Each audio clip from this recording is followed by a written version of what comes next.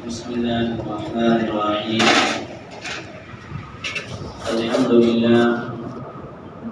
الحمد لله رب العالمين. الصلاة والسلام على سيد الأنبياء والمرسلين وعلى آله وأصحابه وأزواجه وذرياته وأهل بيته وطاعته والناس أجمعين. أما بعد، أعوذ بالله من الشيطان الرجيم. بسم الله الرحمن الرحيم. يا أيها المدثر قم فأنذر وربك فكبر وثيابك فطهر والرجز فاهجر. صدق اللہ. اندر جو جگہ خالی ہے اس کو پر کر لیجیے تاکہ بعد میں تاثیر ہو جائے. اندر آگے بیٹھنے کی تو فضیلت ہے، پیچھے بیٹھنے کی کوئی فضیلت میرے نظر تو نہیں گزری ہے، لیکن پتہ نہیں ہے کیوں لوگ بکھر کر بیٹھتے ہیں.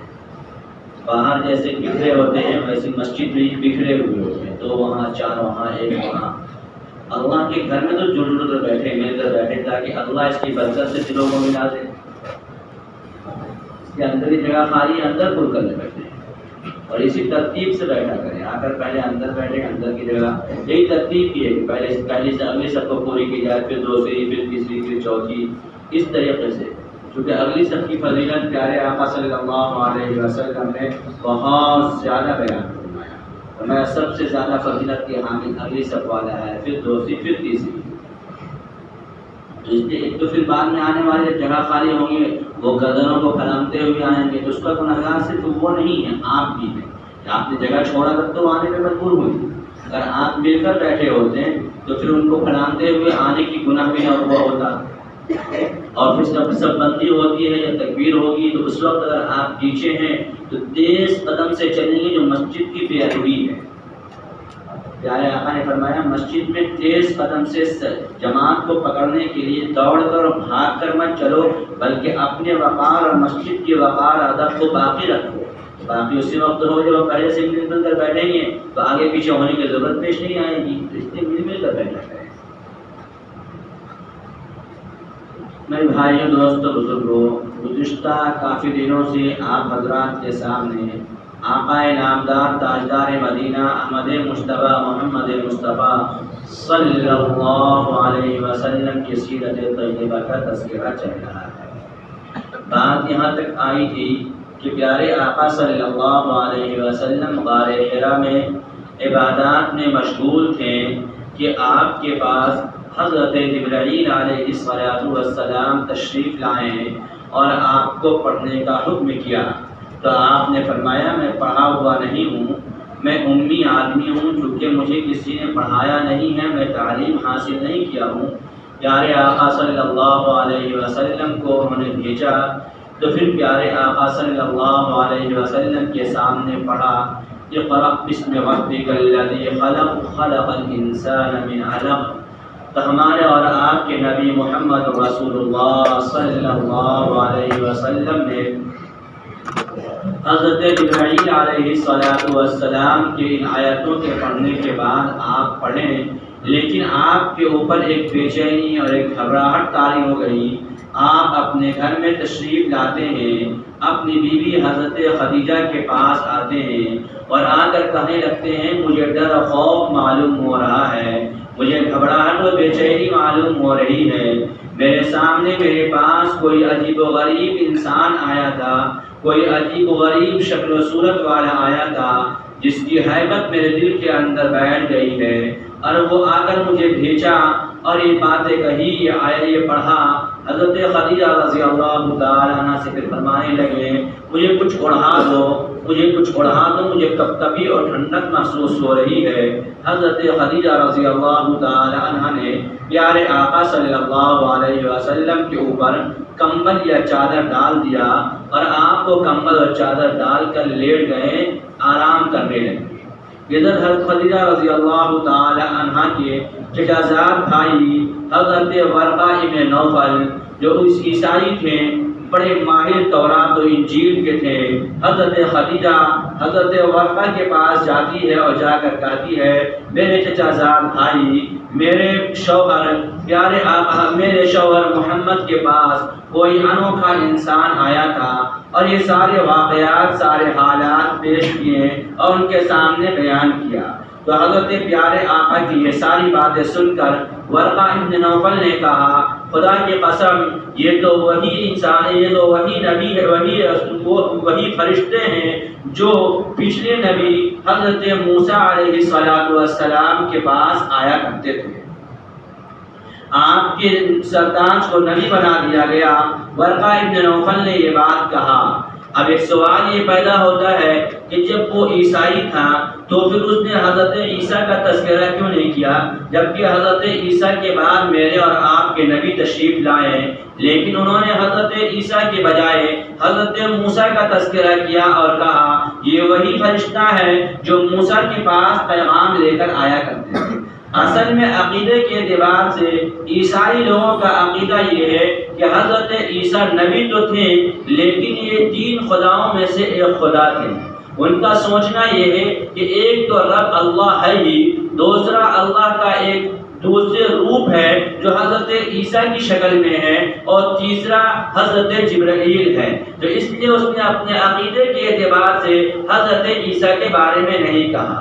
دوسری بات یہ کہ دوسرا عقیدہ ان لوگوں کا یہ بھی ہے کہ حضرت عیسیٰ علیہ السلام غیب کا علم رکھنے والے ہیں۔ اگر میں یہ کہوں کہ حضرت جبرائیل آ کر پیغام دیتے تھے تو پھر یہ غیب کے علم جاننے والے نہ ہوں گے تو میرے عقیدے کے خلاف ہو جائے گا، اس لیے انہوں نے عیسائی ہونے کے باوجود حضرت عیسیٰ کا نام لینے کے بجائے حضرت موسیٰ کا نام لیا۔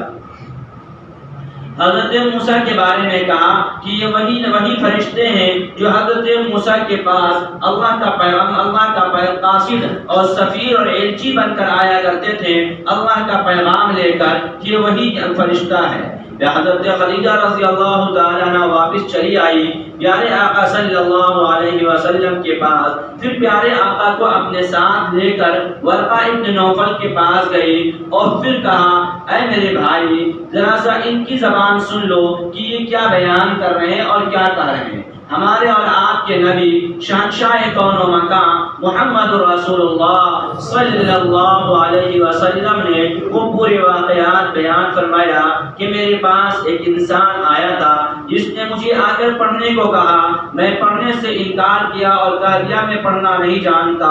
اس نے مجھے بھیجا اور پھر مجھے چھوڑا، پھر بھیجا پھر مجھے چھوڑا، اور پھر اس نے ان آیتوں کو پڑھا اقرأ بسم ربک الذی خلق۔ تو پیارے آقا کے سامنے انہوں نے کہا اے بھتیجے تو ڈرنا نہیں، تیرے پاس اب نبی تو بنا دیا گیا، تیرے پاس وہی فرشتے آئے ہیں جو حضرت موسیٰ کے پاس آیا کرتے تھے۔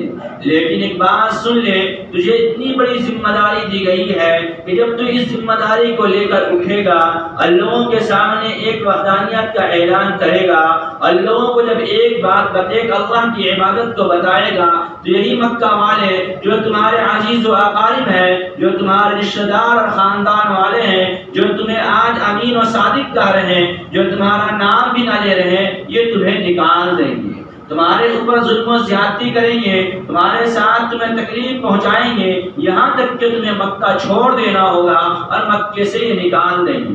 جب پیارے آقا نے یہ بات سنا تو کسی اور بات کو نہیں کہا کہ میرے مخالف ہو جائیں گے، مجھے ماریں گے، مجھے ڈانٹیں گے، یہ نہیں کہا، بلکہ 2-3 بار آپ نے دہرایا کیا میرے اپنے لوگ مجھے مکہ سے نکال دیں گے؟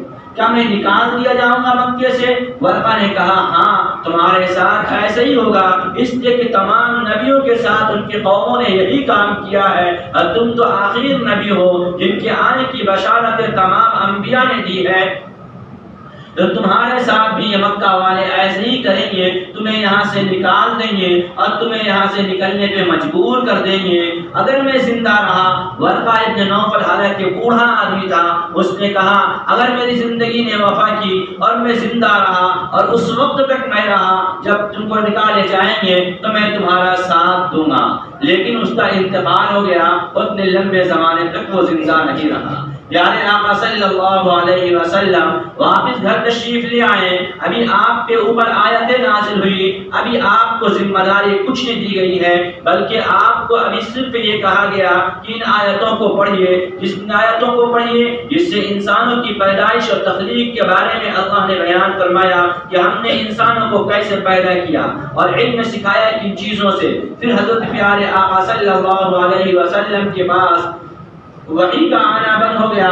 اب آپ پریشان, چونکہ ایک مرتبہ جبرائیل سے مل لیے, اس سے پہلے بھی آپ نے سنا تھا بچپن میں آپ کا سینہ چاک کیا گیا اور یہ ساری چیزیں, لیکن روبرو بات کرنا اور آپ کے سامنے کوئی حکم لانا یہ باتیں نہیں ہوئی تھی. تو اب آپ کی چاہت اور بڑھ گئی کہ کسی طریقے سے جب ورقہ نے یہ کہہ دیا کہ میں نبی بنایا گیا اور پچھلے نبیوں کے پاس بھی حضرت جبرائیل آیا کرتے تھے, تو اب میرے پاس وہ بار بار آتے.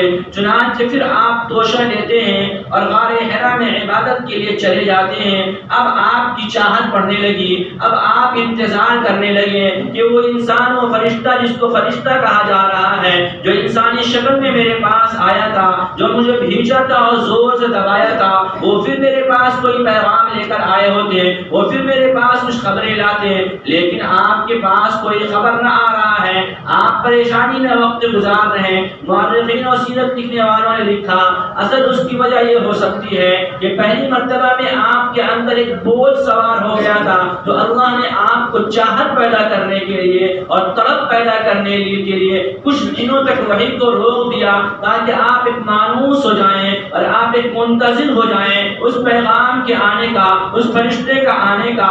پھر آپ گھر تشریف لے آتے ہیں.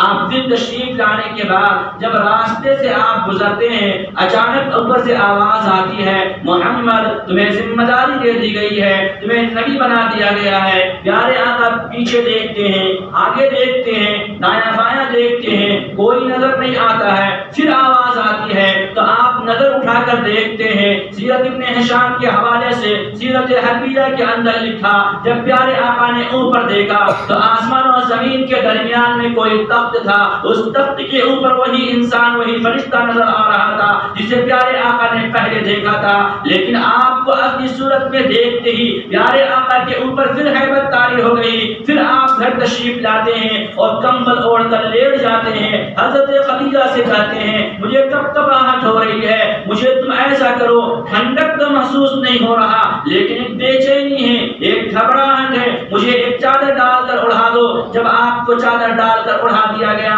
تو آپ نے کہا خدیجہ اوپر سے تھوڑا تھوڑا پانی کے چھینٹے بھی مارو, اس لیے کہ جب میں یہ چادر اوڑھ کر پڑا ہوا ہوں تو بے چینی اور گھبراہٹ تو ہے لیکن اندر سے گرماہٹ محسوس ہو رہی ہے, اس لیے آپ میرے اوپر پانی کے چھینٹے بھی مارتے جاؤ. حضرت خدیجہ فرماتی ہے میں پیالے میں پانی لے کر پیارے آقا پہ چھینٹے بھی مار رہی ہوں, لیکن پیارے آقا ہیبت کے مارے چادر اوڑھے لپٹے ہوئے پڑے ہوئے ہیں کہ اللہ نے پھر حضرت جبرائیل علیہ السلام تشریف لاتے ہیں.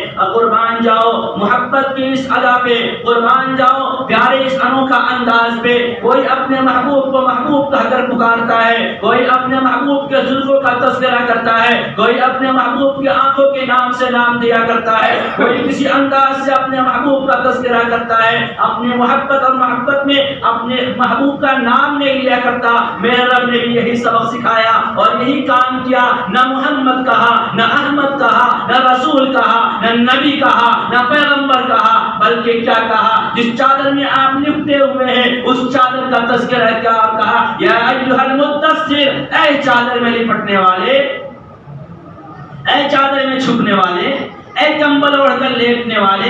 محمد نہیں کہا, احمد نہیں کہا, نبی نہیں کہا, رسول نہیں کہا, پیغمبر نہیں کہا, محبوب نہیں کہا, بلکہ آپ سے کے جسم سے لگے ہوئے چادر کو کہا اور کہا یا ایھا المدثر, اے چادر میں لپٹنے والے, قم فانذر وربک فکبر وثیابک فطہر, اے چادر میں لپٹنے والے اٹھو, اب تمہارا کام سونا نہیں ہے, اب تمہارا کام اطمینان سے رہنا نہیں ہے, اب تمہارا کام لیٹنا نہیں ہے, اب تمہارا کام راحت و اطمینان نہیں ہے, اب تمہارا کام کمبلی اوڑھ کر پڑنا نہیں ہے, اب تمہارا کام چادر میں اوڑھ کر آرام کرنا نہیں ہے. قم فانذر, کھڑے ہو جائیے, کیا کیجیے, وربک فکبر, لوگوں کے سامنے اپنے رب کی بڑائی بیان کیجیے. لوگوں کے سامنے اپنے رب کی وحدانیت کو بیان کیجیے، لوگوں کے سامنے اپنے رب کی طاقت کو بیان کیجیے، لوگوں کے سامنے اپنے رب کی عظمت کو بیان کیجیے۔ وَرَبَّكَ فَكَبِّرْ وَثِيَابَكَ فَطَهِّرْ، اور اپنے کپڑے کو پاک و صاف رکھیے۔ آپ تو اپنے پیارے آقا تو پہلے ہی پاک و صاف رہا کرتے تھے، لیکن اللہ نے یہاں پہ تاکید کیا کہ اے محمد اب آپ اپنے کپڑے کو ہی پاک و صاف رکھیے اور اٹھ کر کھڑے ہو جائیے۔ اب آپ کو رسالت کی ذمہ داری دے دی گئی۔ اب آپ اطمینان سے سو نہیں سکتے ہیں، اب آپ اطمینان سے رہ نہیں سکتے ہیں، اب آپ کی قوم آپ کو اطمینان سے رہنے نہیں دے گی، بلکہ آج سے آپ کھڑے ہو جائیے، اپنی چادر کو پھینک دیجئے، اپنی کمبلی کو ہٹا دیجئے اور ہٹ کر کیا کیجئے؟ اپنے رب کی بڑائی کو بیان کیجئے، لوگوں کے سامنے ایک وحدانیت کا اعلان کیجئے۔ جب آپ کو یہ ذمہ داری دی گئی تو آپ نے حضرت خدیجہ الکبریٰ رضی اللہ تعالیٰ عنہ کے سامنے یہ بات بیان فرمایا۔ سب سے پہلے ایمان لانے والی عورت میں حضرت خدیجہ الکبریٰ رضی اللہ تعالیٰ عنہ ہے، جو پیارے آقا پہ بغیر سوچے سمجھے، بغیر کچھ انتظار کیے، بغیر کچھ سوالات کیے فوراً آپ کو اپنا نبی مان لیتی ہے اور آپ کے اوپر ایمان لے آتی ہے۔ پھر آپ کے پاس آپ کے وہ دوست جو بچپن کے ساتھی اور دوست تھے، جن کے ساتھ اٹھنا بیٹھنا تھا، جن کے ساتھ کھانا پینا تھا، حضرت ابوبکر صدیق رضی اللہ تعالی عنہ وہ تشریف لاتے ہیں۔ پیارے آقا نے کہا اے ابوبکر مجھے اللہ نے نبی بنایا ہے، مجھے اللہ نے یہ ذمہ داری دی ہے اور کہا ہے یا ایھا المدثر قم فانذر، کہ آپ اٹھیے اور اٹھ کر لوگوں کو وربک فکبر، لوگوں کے سامنے اپنے رب کی بڑائی کو بیان کیجیے، اپنے رب کی عظمت کو بیان کیجیے۔ حضرت صدیق اکبر رضی اللہ تعالی عنہ بھی فوراً آپ کو اپنا نبی مان لیتے ہیں اور آپ کے اوپر ایمان لے آتے ہیں۔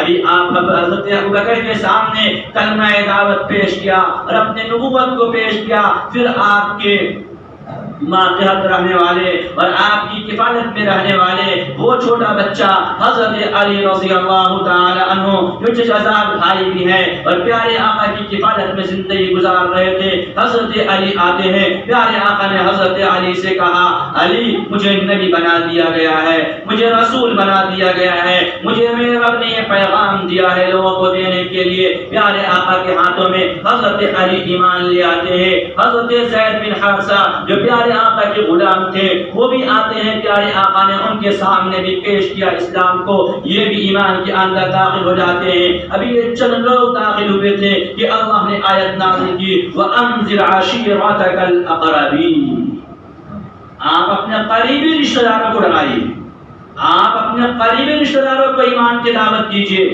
پیارے آقا صلی اللہ علیہ وسلم نے سب کو جمع کیا اور پھر پہلے تو آپ نے سارے لوگوں کو ایک دعوت پہ جمع کیا، اپنے گھر آپ نے دعوت دی کہ آج ہمارے یہاں دعوت کھاؤ اور آؤ، لیکن آپ کے آنے کے بعد لوگ آ گئے، آنے کے بعد اب ابو لہب تذکرے کرنا، ادھر ادھر کے قصے کہانی شروع کر دیا، اتنا لمبا دبازی اور بطولہ شروع کر دیا کہ کافی رات ہو گئی۔ پیارے آقا نے اپنا کوئی بات نہیں رکھا ہے، لوگ اٹھ کر چلے گئے، کھائے پیے چلے گئے۔ پھر آپ نے لوگوں کو جمع کیا صفا پہاڑی کے درمیان، اور پھر آپ پہاڑ پہ کھڑے ہو کر آپ نے فرمایا کہ اگر میں تم لوگوں سے یہ کہوں کہ اس پہاڑ کے پیچھے ایک وقت ایک قافلہ ایک جماعت بیٹھا ہوا ہے جو ابھی مکہ پہ حملہ کرنے والا ہے، تو کیا تم لوگ مانو گے؟ لوگوں نے کہا اے امین و صادق، آپ کو میں نے بچپن سے امین پایا، ہم نے آپ سے بچپن سے آپ کو صادق پایا، آپ کی زبان سے کبھی جھوٹ نہیں نکلا، آپ نے کبھی کوئی غلط بات نہیں کہا، آپ نے کبھی کوئی دھوکہ نہیں دیا، آپ نے کوئی مکر و فریب نہیں کیا، آپ کی زبان سے تو سوائے سچائی اور حق و انصاف کے علاوہ کوئی باتیں نہیں نکلی ہے، تو آپ کی باتوں کو میں کیوں نہ مانوں اور آپ کی باتوں کو میں تسلیم کیوں نہ کروں؟ تو پیارے آقا نے کہا اے ایھا الناس قولوا لا الہ الا اللہ تفلحون، اے لوگو لا الہ الا اللہ پڑھ لو کامیاب ہو جاؤ گے۔ یہ بڑا گرفت اللہ کی عذاب آنے والی ہے، اللہ کی پکڑ آنے والی ہے، اس عذاب سے بچنے کے لیے، اس عذاب سے چھٹکارا دلانے کے لیے میں تمہارے سامنے یہ پیغام دے رہا ہوں۔ ہوں، لیکن کسی نے آپ کی بات کو نہ مانا، بلکہ ابو لہب نے کہا ہلاک ہو جائے تو نے مجھے اسی لیے جمع کیا تھا، تیری بربادی ہو جائے نعوذ باللہ، تو نے مجھے اسی لیے جمع کیا تھا کہ میرے سامنے تو ایک اللہ کی دعوت دے، میں لات و عزا کو چھوڑ دوں، میں عبادتوں کو جو میں اپنے کعبہ میں رکھے ہوئے بتوں کو چھوڑ دوں۔ پیارے آقا کو برا بھلا کہا اور پھر پیارے آقا کو چھوڑ دیا۔ پیارے آقا واپس تشریف لے گئے، یہ مکہ والے بھی اپنے اپنے گھروں میں چلے گئے، راتوں دن کٹتے رہے۔ آپ اسی طریقے سے چپکے چپکے لوگوں کے سامنے اسلام کی دعوت دیتے رہے، ایمان کی دعوت دیتے رہے۔ یہ صدیق اکبر رضی اللہ تعالیٰ عنہ اپنے دوستوں میں ایمان کی دعوت دیتے رہے، لوگوں کو پیارے آقا کے بارے میں بتاتے، ایک اللہ کی وحدانیت کو سمجھاتے۔ محمد رسول اللہ صلی اللہ علیہ وسلم، لوگوں کے حج کا زمانہ آیا، پیارے آقا نے لوگوں سے ملاقاتیں کی اور بتایا کہ ایک اللہ کو مان لو، اسی میں کامیابی ہے، وہی پالنے والا ہے، وہی کھلانے والا ہے، وہی بیماروں کو شفا دینے والا ہے، وہی اولاد دینے والا ہے، سب کچھ کرنے والا وہ ایک اللہ ہے۔ پیارے آقا کی ذات محمد رسول اللہ صلی اللہ علیہ وسلم لوگوں کے سامنے یہ کہتے، پیچھے ابو لہب یہ کہتا یہ پاگل ہے، یہ مجنون ہے، یہ دیوانہ ہے، ان کی باتوں کو مت سننا، ان کی باتوں میں نہ آنا، یہ ہمارے جماعتوں میں لڑائی لگا دیا، ہمارے برادری میں لوگوں کو الگ کر دیا، ان کی باتوں کو نہ ماننا۔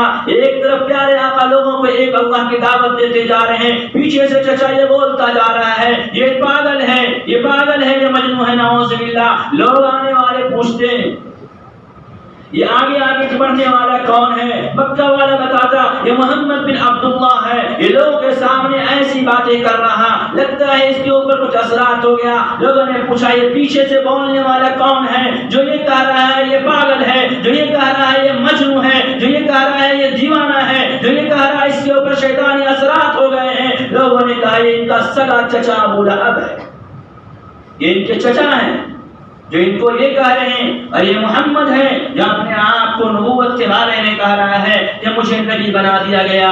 یہ حج کا زمانہ گزر جاتا ہے، پیارے آقا صلی اللہ علیہ وسلم کعبۃ اللہ کے اندر نماز پڑھ رہے تھے، نماز کی نیت باندھے ہوئے تھے۔ عتبہ ابن شیبہ آتا ہے، پیارے آقا صلی اللہ علیہ وسلم کے گردن میں چادر کا پھندا ڈالتا ہے اور زور سے کھینچتا ہے کہ میرے نبی گھٹنوں کے بل زمین پہ گر جاتے ہیں، زبان مبارک باہر جاتی ہے۔ عتبہ یہ سمجھتا ہے کہ محمد کا انتقال ہو گیا، نعوذ باللہ۔ حضرت ابو بکر صدیق رضی اللہ تعالیٰ عنہ آتے ہیں دوڑتے ہوئے اور یہ آواز لگاتے ہوئے اتقتلون رجلا ان یقول ربی اللہ، اتقتلون رجلا ان یقول ربی اللہ۔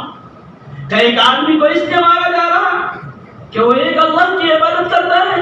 کیا ایک آدمی کو اس لیے قتل کر دیا جائے گا کہ وہ ایک اللہ کی دعوت دیتا ہے؟ اتقتلون رجلا ان یقول ربی اللہ، جو یہ کہتا ہے میرا رب اللہ ہے، میرا رب اللہ ہے، اس آدمی کو قتل کر دیا جائے گا؟ وہ کسی سے کچھ نہیں مانگتا، وہ کسی کے سامنے دامن نہیں پھیلاتا، وہ تو اپنے رب کی عبادت کر رہا ہے۔ اور اس آدمی کو اتقتلون رجلا ان یقول ربی اللہ، اس کے تم قتل کر رہے ہو کہ وہ یہ کہتا ہے میرا رب اللہ ہے، میرا رب اللہ ہے۔ پھر پیارے آقا صلی اللہ علیہ وسلم کو اٹھایا جاتا ہے، آپ اٹھتے ہیں، اپنی نماز کو پوری کرتے ہیں، پیارے آقا اپنے مکان پہ تشریف لے جاتے ہیں۔ بے چینی و عالم بے چینی میں مبتلا ہے، اس پریشانی میں مبتلا ہے کہ میرے رب نے کہا ہے وَأَنذِرْ عَشِيرَتَكَ الْأَقْرَبِينَ، میرے رب نے کہا ہے یا ایھا المدثر قم فانذر ربک فکبر، کہ اٹھیے چادر لپٹنے والے، چادر کو الگ کیجئے، کھڑے ہو جائیے اور لوگوں کے سامنے اپنے رب کی بڑائی کو بیان کیجئے۔ یہ رب کے بڑائی کے بیان کرنے میں لوگ ہمارے دشمن ہو رہے ہیں، ہمارے اوپر پتھرے مار رہے ہیں، ہمیں نماز پڑھنے پہ پھانسی کے پھندے دیے جا رہے ہیں۔ اسی طریقے سے وقت گزرتا جا رہا، مکے والے آپ کے دشمن ہوتے چلے جا رہے ہیں، آپ کا خاندان آپ کا دشمن ہو رہا ہے، آپ کے چچا آپ کے دشمن ہو رہے ہیں۔ پیارے آقا صلی اللہ علیہ وسلم مکہ کی گلیوں سے گزر رہے ہیں تو کوئی سیٹیاں مار رہا ہے، کوئی پتھرے مار رہا ہے، کوئی کوڑے ڈال رہا ہے، کوئی کچرے ڈال رہا ہے۔ پیارے آقا صلی اللہ علیہ وسلم ایک مرتبہ مکہ خانہ کعبہ سے نماز پڑھ کر واپس جا رہے ہیں، ذرا تصور میں جا کر سوچنا، ایک پاکیزہ نبی جن کو دنیا نے امین کہا، جن کو مکہ والوں نے عزت دی، جن کو مکہ والوں نے صادق کہا، جن کے سامنے مکہ والوں نے اپنی زبانیں نہ کھولی، جن کے سامنے ان کی سرداری کو اور فیصلے کو مانا کرتے تھے، آج وہی نبی، آج وہی محمد رسول اللہ کعبۃ اللہ سے نماز پڑھ کر جا رہے ہیں۔ کسی نے اپنے گھر کے کیچڑوں کو، عام گندگیوں کو نہیں، سوکھے کوڑے کو نہیں، بلکہ کیچڑوں کو اٹھا کر رکھ رکھا تھا۔ پیارے آقا جانے لگتے ہیں، آپ کے سر مبارک پہ ڈال دیا جاتا ہے، آپ کے چہرے سے وہ کیچڑ بہتے ہوئے آپ کی داڑھی پہ آ جاتی ہیں۔ حضرت فاطمہ رضی اللہ تعالی عنہ جو اس وقت 6 یا 7 سال کی چھوٹی بچی تھی، اپنے ابا حضور کو اس طریقے سے دیکھتی ہے، یہ کیچڑ آپ کے چہرے پہ ہے، چمکدار چہرہ اور چمکدار داڑھیوں پہ گندگیاں پڑی ہوئی ہے۔ اپنے گھر سے پیالے میں پانی لے کر آتی ہے اور ننھے ہاتھوں سے، پیارے ہاتھوں سے پیالے میں ہاتھ ڈالتی ہے، پانی لیتی ہے، چہرے کو صاف کرتی ہے اور کہتی ہے ابا جان آپ کے ساتھ یہ حالات کب تک رہیں گے؟ ابا جان آپ کو قوم کب تک ستاتی رہے گی؟ آپ نے کسی کو گالی نہیں دیا، آپ نے کسی کو برا نہیں کہا، آپ نے کسی کی زمین غصب نہیں کی، آپ نے کسی کے ساتھ بدتمیزی نہیں کیا، بلکہ آپ تو نماز پڑھ کر آ رہے تھے۔ ہاں، لوگوں کے سامنے ایک اللہ کی دعوت دیا کرتے تھے، ایک اللہ کو رب ماننے کو کہا کرتے تھے، یہ کہتے تھے لات عزا سے کچھ نہیں ہوگا، منات سے کچھ نہیں ہوگا۔ پیارے آقا کی چہیتی بیٹی حضرت فاطمہ اپنے ہتھیلی سے چھوٹی ہاتھوں سے، ذرا سوچو، ایک باپ اگر گالیاں دے کر کہیں سے آئے، لیکن اگر کیچڑ کو بچی صاف کرے اور پوچھے ابا آپ کو ایسا کیوں ہوا، تو باپ کا دل بھر جائے، آنکھوں میں آنسو آ جائے۔ لیکن یہ تو پیارا نبی ہے، یہ تو پاکیزہ نبی ہے، یہ تو امین و صادق کہنے والے ہیں، یہ تو وہ نبی ہے جن سے کی سچائی کی امانت دعوے داری تو اور قسمیں تو دشمنوں نے بھی کھایا ہے۔ آج اسی نبی کے چہرے پہ کیچڑ ہے۔ حضرت فاطمہ صاف کر رہی ہے اور رو رہی ہے، کہہ رہی ابا جان آپ اتنی مشقتیں کب تک برداشت کریں گی؟ پیارے آقا نے اپنی بیٹی حضرت فاطمہ کا آنسو پوچھا اور کہا بیٹی فکر نہ کر، ایک دن ایسا آئے گا کہ تیرا باپ محمد کا لایا ہوا دین سارے کچے پکے گھر میں داخل ہو کر رہے گا۔ سارا مکہ میں محمد کا سکہ چلے گا، سارے مکے میں محمد کے ماننے والے ہوں گے، لیکن فاطمہ تو چھوٹی بچی ہے، وہ روئے جا رہی ہے، ابا کا چہرہ صاف کیے جا رہی ہے، داڑھی کو دھو رہی ہے، اب رخساروں کو پوچھ رہی ہے، چمکدار چہرہ ہے، روشن چہرہ ہے، خوبصورت چہرہ ہے، ایسا خوبصورت کہ جس کو دیکھ کر چاند بھی شرما جائے، ایسے خوبصورت چہرے کو ننھی بچی صاف کر رہی ہے اور پیارے آقا اسے تسلی دے رہے ہیں۔ ابھی یہیں پہ بس نہ ہوا، بلکہ اب پیارے آقا صلی اللہ علیہ وسلم ایک روز ٹھیک کعبہ کا طواف کر رہے تھے، مکہ والوں نے پلاننگ بنایا اور پیارے آقا صلی اللہ علیہ وسلم کو مارنا شروع کر دیا، پٹائی شروع کر دی۔ حضرت صدیق اکبر رضی اللہ تعالیٰ عنہ دوڑے ہوئے آتے ہیں اور پھر انہی جملوں کو کہتے ہیں اتقتلون رجلا ان یقول ربی اللہ، کیا ایک آدمی کو اس لیے مارا جا رہا ہے کہ وہ یہ کہہ رہا ہے میرا رب اللہ ہے؟ لوگوں نے محمد رسول اللہ کو چھوڑ دیا، حضرت ابوبکر کو مارنا شروع کیا، اتنا مارا کہ حضرت صدیق اکبر زمین پہ بے ہوش ہو کر گر گئے۔ لوگوں نے یہ سمجھا اب ابوبکر کا انتقال ہو گیا، گھر والے آ جاتے ہیں، اٹھا کر گھر لاتے ہیں، گھر میں لا کر سلا دیا۔ صبح گزرتا گیا، دوپہر ڈھل گئے، رات کی شام کا وقت ہو گیا، رات کی تاریکی ہونے والی ہے۔ جو اپنے لوگ تھے، جو رشتہ دار لوگ تھے، جو باپ تھے، وہ بھی برا بھلا کہہ کر چلے گئے۔ اتنا مارا، اتنا زخمی کیا کہ حضرت ابوبکر زلف رکھنے والے تھے، جب کوئی آپ کے سر پہ یوں ہاتھ رکھتا تو زخموں کی وجہ سے بال ہاتھ میں آ جاتے، بے ہوش پڑے ہوئے۔ رات ہو گئی، کوئی بھی آپ کے پاس نہیں سوائے ماں کی تو بات ہی الگ ہے۔ پیارے آقا صلی اللہ علیہ وسلم حضرت ابوبکر صدیق رضی اللہ تعالیٰ عنہ بڑے امین، بڑے تاجر، بڑے نیک دل، بڑے نرم دل، بڑے رحم دل کہ ہر ایک آپ کے رحم و شفقت کے سائے تلے پل رہا تھا، لیکن اس کے بعد بھی آج پیارے آقا کی وجہ سے محمد ابوبکر کو اتنا مارا گیا۔ جب رات میں ہوش آیا، آنکھیں کھولے، ماں نے کہا بیٹا بہت زخمی تو ہے، صبح سے زخم پہ پڑا ہوا، نڈھال بے ہوش پڑا ہوا ہے، اب تجھے ہوش آیا ہے، تھوڑا سا کچھ کھا لے پی لے۔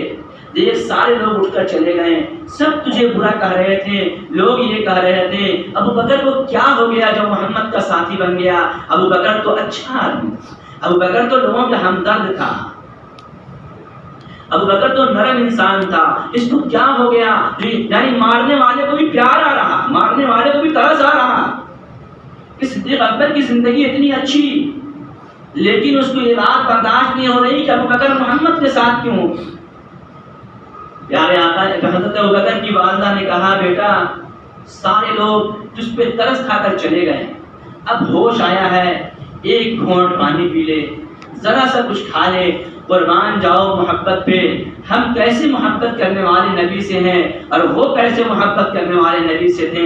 صدیق اکبر نے کہا امی جان میں اس وقت تک نہ کچھ کھاؤں گا نہ پیوں گا جب تک مجھے یہ نہ معلوم ہو جائے کہ میرے دوست محمد کا کیا، میرے دوست محمد اس وقت کس حال میں ہے، میرے نبی محمد اس وقت کس حال میں ہے، میرے نبی میرے رسول اس حال میں اس وقت میں کس حال میں اور کہاں ہیں، جب تک میں ان کے حالات کو معلوم نہ کر لوں، جب تک ان کی کیفیت اور ان کی خیریت کا مجھے پتہ نہ چل جائے، ابو بکر تو ایک گھونٹ پانی بھی نہیں پی سکتا۔ پیارے آقا کے محبت میں یہ ایمان کا، اس لیے میرے نبی نے فرمایا کہ تم میں سے کوئی انسان اس وقت تک مومن نہیں ہو سکتا جب تک کہ وہ اپنی ساری چیزوں سے زیادہ محبوب اپنے رسول محمد رسول اللہ صلی اللہ علیہ وسلم کو نہ بنا لے۔ حلال چیز ماں پلا رہی کھلا رہی، لیکن پیارے آقا کے حالات معلوم کیے بغیر کھانے اور پینے کو تیار نہیں ہے۔ آج مسلمان پیارے آقا کی شریعت کا کس طریقے سے دھجیاں اڑاتا ہے، کس طریقے سے مذاق بناتا ہے، اپنے چہرے سے، اپنے لباس سے، اپنے بال سے، اپنے رہن سہن سے، اور ان سب کو تو چھوڑو جن چیز کے بارے میں پیارے آقا نے فرمایا تھا کہ نماز میری آنکھوں کی ٹھنڈک ہے، آج مسلمان اس نماز سے کتنی دور، زخموں سے لاچار مقصور ہیں۔ شام میں بھی ہوش آیا کچھ کھانے کو تیار نہیں، اور آج مسلمان نماز جیسی محترم شان عبادت کو کرنے کو تیار۔ یہ جمعہ میں کوئی بھاڑے پہ لوگ تو آتے نہیں، کہیں باہر سے تو آتے نہیں، یہ سارے اسی بستی کے مسلمان ہوتے ہیں، تو پھر عام دنوں میں ہماری مسجدیں ویران کیوں ہوتی ہیں، ہماری مسجدیں خالی کیوں ہوتی ہے؟ ہماری مسجدوں میں سب بندی کے وقت، نماز کھڑی ہونے کے وقت افسوس ہوگا۔ ایک طبقہ تو وہ ہے جو نماز نہیں پڑھتے، ایک طبقہ وہ ہے، معاف کیجیے گا، وہ جو نماز میں آتے ہیں اور نماز پڑھنے کے لیے آتے ہیں لیکن بھاگم بھاگ میں آتے ہیں، وضو کے پانی سوکھتا نہیں ہے، وضو کے پانی ٹپکتے رہتے ہیں، اور آ کر بھاگ کر دوڑ کر نیت باندھتے ہیں، جماعت کو پکڑتے ہیں، جماعت کھڑی ہوگی تو ایک سب ڈیڑھ سب لوگ ہوتے ہیں، باقی لوگ بعد میں آتے ہیں۔ وہ طبقہ تو ہے جن پر ماتم کیا جائے جو مسجد نہیں آتے ہیں، لیکن ساتھ ہی ساتھ ان پہ بھی ماتم کرنے کا ہے جو مسجد تو آتے ہیں لیکن چائے خانے سے ذرا سا پہلے نہیں اٹھ سکتے ہیں، بیٹھک بازی کے جگہ سے ذرا سا پہلے نہیں اٹھ سکتے ہیں، بطولہ کرتے رہیں گے۔ ایک ہے کہ آدمی کوئی ایمرجنسی کام میں لگا ہوا ہے، اس کی آنے میں تاخیر ہو گئی تو کچھ سمجھ نہیں آتا، بیٹھے ہوئے ہیں، گپبازی کر رہے ہیں، ادھر ادھر کی قصے کہانیاں کر رہے ہیں، لیکن پہلے مسجد میں نہیں آتے ہیں، جبکہ مسجد میں پہلے آنے کا بھی ثواب ہے کہ جب تک بیٹھ کر نماز کا انتظار کرتا رہے گا اسے نماز کا ثواب ملتا رہے گا، تب بھی پہلے نہیں آتے۔ جب سب بندی ہوتی سب ڈیڑھ سب لوگ ہوتے ہیں، پہلے بعد میں 6 سب 7 سب ہو جائیں، لیکن بھاگم بھاگ میں ایسی نماز میں ہمارا خیال کہاں تک نماز میں رہتی ہوگی؟ ذرا سب پہلے آؤ، کچھ دیر آ کر یہ سوچو، اللہ کا شکریہ ادا کرو کہ اللہ تو کتنا مہربان ہے کہ تو مجھے اپنے گھر میں آنے کی توفیق دے دیا، اپنے سامنے جھکنے کی توفیق دے دیا۔ اور پھر یہ تصور کرو کہ ہم کون مالک کے سامنے کھڑے ہو رہے ہیں، جس مالک کے سامنے ہم کھڑے ہو رہے ہیں وہ مالک کیسا طاقت والا ہے، اس کے باوجود ہمیں وہاں سے اٹھا کر یہاں لایا۔ تھوڑا سا پہلے تو آؤ، یہ بھاگم بھاگ کی نماز میں کیا ملتا ہوگا آپ کے دل کو سکون، کیا اطمینان نصیب ہوتی ہوگی، جب ہمیں سمجھ میں نہیں آتا کہ ایک سب بعض مرتبہ تو سب کی مغرب میں عام طور پہ پہلی سب کو پور کرنے کے لیے انتظار کیا جاتا ہے، شاید پیچھے سارے تو سب کوئی ہو جائے، کون سے بڑے بزنس مین اور فیکٹریاں چلا رہے ہو کہ فرصت نہیں مل رہا۔ اللہ کا شکر ہے کہ آپ کو تو اللہ نے وہ کاروبار دیا ہے کہ آپ صبح سویرے اٹھتے ہو، کام کر کے صبح سے پہلے فارغ ہو جاتے ہو کہ آپ پابندی سے اپنے اوقات کو مسجد کے اعمال میں لگا سکتے ہو۔ مسجد کے ماحول میں رہ سکتے ہو. آج جتنے حالات ہم پہ ہیں یہ سب مسجد کی دوری کی وجہ سے. آج ہم مسجد سے اپنا رشتہ مضبوط کر لیں گے, مسجد والے ماحول میں وقت گزارنے لگیں گے, مسجد والے اعمال کو کرنے لگیں گے. ہمارے روزی میں جو تنگی آئی ہوئی ہے, جو پریشانی آئی ہوئی ہے, یہ خود بخود ختم ہو جائے گی. ان سب کا وجہ ہم ہیں. بھلے زبان کھول کر دیں, کسی نے موبائل میں چھوڑ دیا تو کسی نے کچھ کر دیا تو یہ ہلہ اڑا دیا, یہ سب کچھ نہیں ہے. ہماری بدعمالی کے نتائج ہیں جن کے بنا پہ ہمارے روزی میں تنگی آ رہی ہے. اس لیے خدا کے واسطے اپنا رشتہ اللہ کے گھر سے جوڑو اور اپنے آپ کو اللہ کے سامنے رونے اور مانگنے والے بنو. اللہ سمجھ کے توفیق عطا فرمائے. اعلان کیا جاتا ہے کہ تعلیم منزل کشتن بازار کے رہنے والے حاجی